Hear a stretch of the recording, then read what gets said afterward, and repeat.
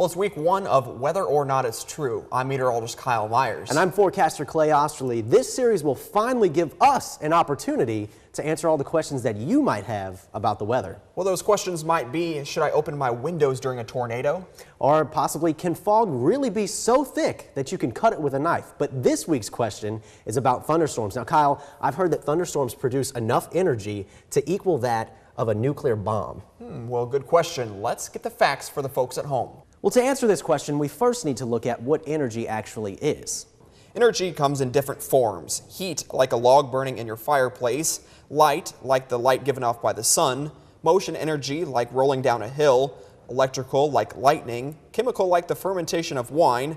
Nuclear energy, as in atomic bombs or nuclear power plants. And finally, gravitational energy, like the Earth's pull on the moon. That's right. We use energy for everything that we do, and all of these forms can be categorized as either potential or kinetic. For example, a girl at the top of a slide. The potential energy is the potential for her to slide to the bottom, but she remains motionless at the top. Once she's given a slight push, the potential energy has been converted into kinetic as she slides down. Well, in a thunderstorm, many of these forms of potential and kinetic energy exist.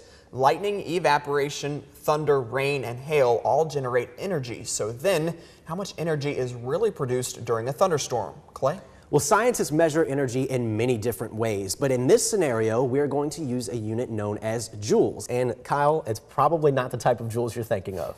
Well, a typical lightning bolt can produce between 100 million and 10 billion volts, but convert that to joules and you can get about 5 billion, which could power a 100-watt light bulb for about 3 months. Now, on average, 2,000 thunderstorms occur around the world each day, producing almost 8.6 million lightning strikes. That's a lot of energy, but on the other side of the equation, nukes also produce massive amounts of energy. The weakest nuclear bomb ever dropped was Little Boy during World War II, which leveled the city of Hiroshima, Japan. How many joules was that?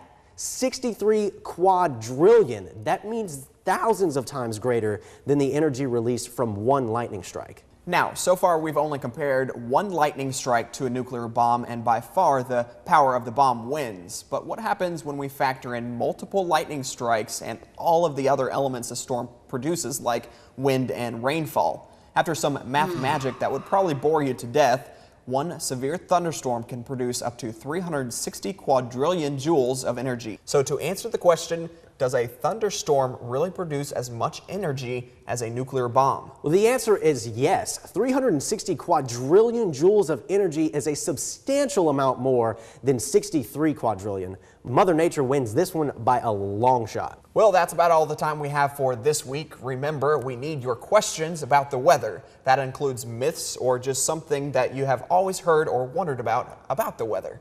And to submit your questions, you can email me or Kyle at clay.osterley@knoe.com or kyle.myers@knoe.com. We will be selecting our next topic over the weekend, so don't miss your chance to find out whether or not it's true.